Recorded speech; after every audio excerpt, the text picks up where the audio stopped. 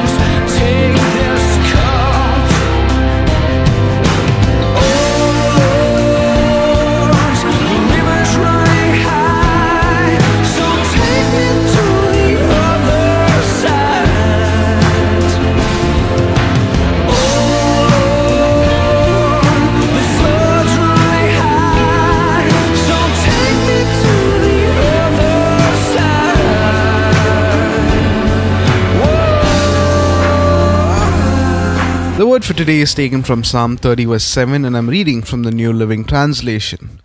Your favor, O Lord, made me as secure as a mountain. Then you turned away from me and I was shattered. This verse reflects the heart of David, and the last line of this verse says that when you turned your face away from me, I was shattered. As I read this verse, what surprises me the most is that David by this time was well accomplished. His throne in Israel was fully established. He was blessed by God. He received favor from God, and people loved him as a king. Now you can imagine all things were going well for him. But there was this time in his life where he felt like God had turned his face away from him. In other words, he felt like something had changed in his relationship with God. And David here, in spite of all the blessings that he had and all the favor that he had, he paid attention to his relationship with God. When he figured something had changed in his relationship with God, he expresses that by saying that he was shattered.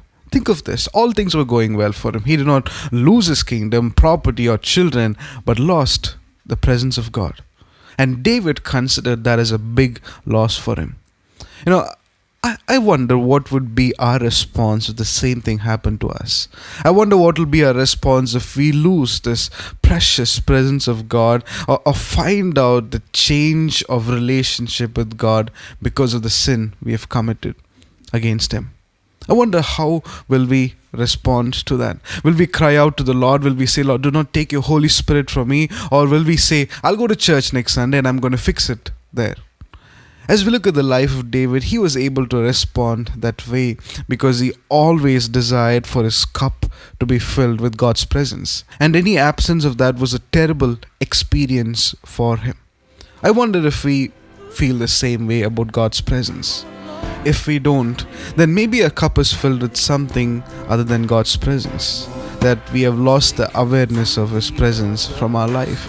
And that's a dangerous place to be in. Every morning when we wake up, we have to ask God to fill us with His presence.